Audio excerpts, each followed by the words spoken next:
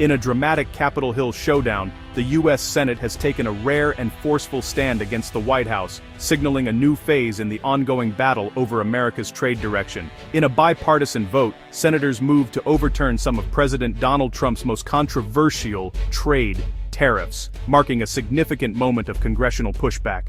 This historic rebuke, finalized on October 30, 2025, specifically targets tariffs imposed on close U.S. allies like Canada and Brazil. The move has exposed deep divisions within the Republican Party, as some members broke ranks to join Democrats in challenging the president's aggressive trade agenda. Democrats, seizing on a rarely used law that allows Congress to challenge presidential emergency declarations, forced a high-profile debate on the real-world impact of Trump's protectionist policies. The chamber echoed with stories of economic pain and uncertainty. Senators from both parties argued that the tariffs have backfired, inflicting unintended harm on American workers, farmers, and small businesses. Higher costs, lost export markets, and retaliatory measures from trading partners have left many communities struggling to stay afloat. In response, the Senate passed resolutions to nullify tariffs on Canadian and Brazilian goods, aiming to restore trust and stability with key trading partners. Lawmakers also heard from business leaders and economists who warned that continued trade tensions could threaten America's global competitiveness for years to come. The Senate also advanced a broader measure to undo many of Trump's global tariffs, signaling a desire to return to more predictable trade rules and international cooperation. While President Trump was overseas for high-stakes trade talks, senators at home were quietly dismantling the legislative foundation of his trade war, sending a clear message to both allies and adversaries. The Senate's vote is a direct counter to Trump's threats of escalating the trade dispute, asserting a vision of stable alliances, predictable trade rules, and a return to traditional American leadership on the world stage. Though largely symbolic, this bold move is a dramatic attempt to rein in a president who has reshaped decades of U.S. trade policy, and it sets the stage for further clashes between Congress and the White House over America's economic future.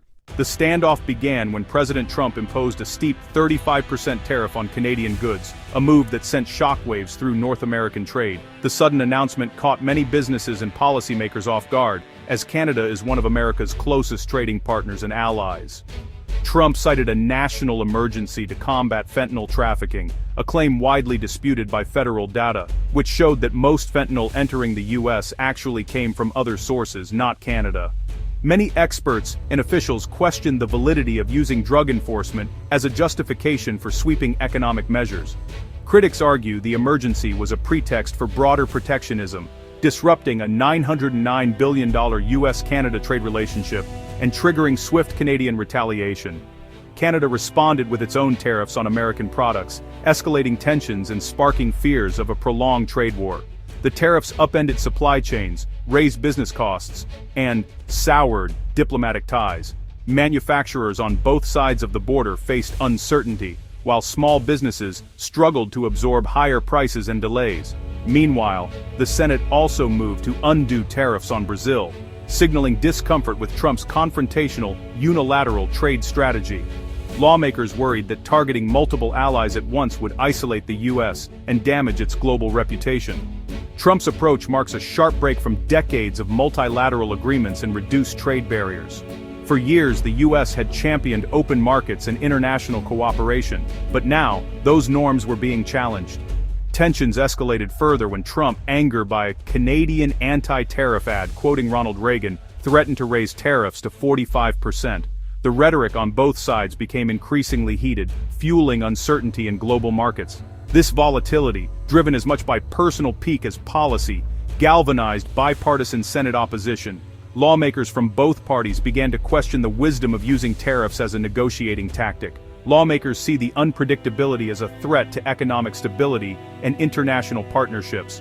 Business leaders warned that ongoing uncertainty could undermine investment and long-term planning. The Senate's actions reflect growing resistance to Trump's use of tariffs as a blunt foreign policy tool, as many seek a return to more predictable, collaborative approaches to international trade. The Senate's vote to overturn Canadian tariffs was close, 50 to 46, made possible by four key Republicans joining Democrats. Senators McConnell, Collins, Murkowski, and Paul broke ranks, citing damage to their states and the broader economy. This coalition united pro-business Republicans and Democrats concerned about consumers and alliances. Their public opposition highlights deep divisions within the GOP over Trump's trade agenda. Most Republicans, however, stood by Trump, arguing tariffs protect American jobs and industries. Democrats used the National Emergencies Act to force the vote, spotlighting the party's internal conflict and the president's unchecked executive power. The strategy was as much about policy as it was about exposing the rift within the Republican Party. Critics, including Senators Caney and McConnell, argue tariffs act as a tax on American businesses and consumers, fueling inflation and harming competitiveness. They warn that targeting allies like Canada under dubious pretenses damages diplomatic ties and invites retaliation. Retaliatory tariffs have hit key U.S. industries, costing jobs and closing markets. Supporters of Trump's policy see tariffs as a necessary tool to rebalance unfair global trade and protect American manufacturing. They argue short-term pain is worth long-term gains and cite national security concerns about relying on foreign supply chains. While the fentanyl justification is widely debunked, defenders insist protecting critical industries is vital. Trump's tough approach, they claim, has given the U.S. leverage in negotiations, pointing to recent deals as proof. The debate boils down to whether protectionism or free trade best serves America's future.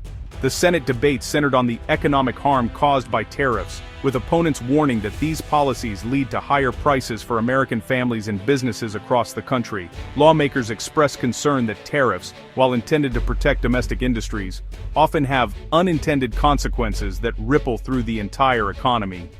Tariffs on Canadian goods force U.S. companies to raise prices, acting like a hidden sales tax that hits working and middle-class households hardest.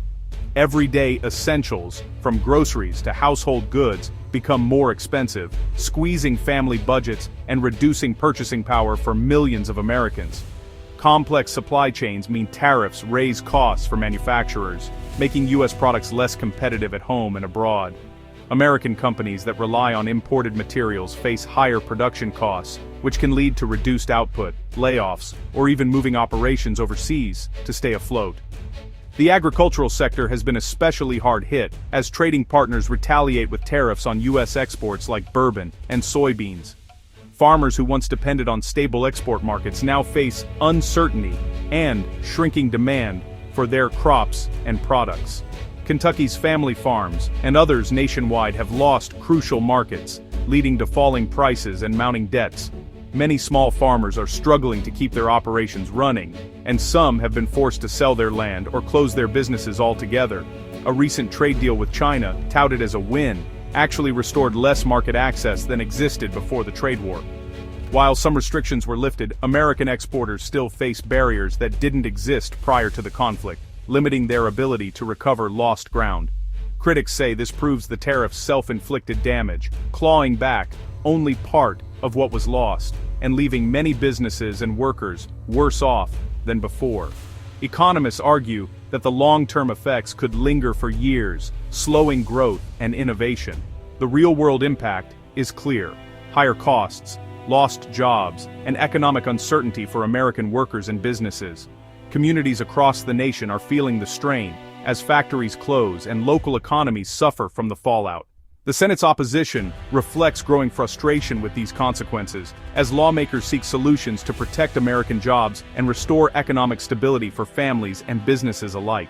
Despite the Senate's dramatic votes, the resolutions to overturn Trump's tariffs are unlikely to become law. The House of Representatives, controlled by Trump allies, is expected to block the measures from reaching the floor. Even if they passed, Trump would almost certainly veto them, and Congress lacks the votes to override. The Senate's actions are therefore symbolic, serving as a public rebuke and a tool for political messaging. Democrats and dissenting Republicans use the votes to highlight economic pain and party divisions. For now, the tariffs remain in place, unchanged by the Senate's stand. The real impact is in the message sent to voters and the pressure it puts on future policy debates.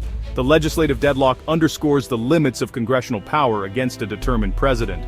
It's important to clarify, The Senate's challenge to Trump's tariffs is a political, not a judicial battle. No court, including the Supreme Court, has ruled on the legality of these tariffs. The Senate used the National Emergencies Act, a legislative tool, to counter the president's authority.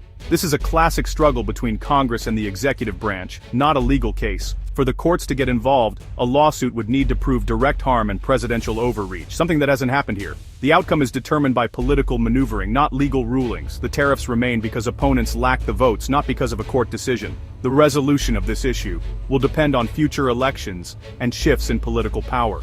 The Senate's votes have exposed deep divisions within the Republican Party over America's trade future. Trump's nationalist, protectionist approach clashes with traditional GOP support for free trade and global alliances. This open conflict creates uncertainty for businesses, farmers, and international partners, making long-term planning difficult. The lack of a stable trade strategy drags on the economy and amplifies unpredictability.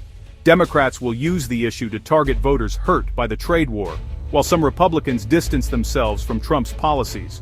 The tariffs will likely remain until the next election cycle, with the Senate's actions remembered more for raising questions than changing laws.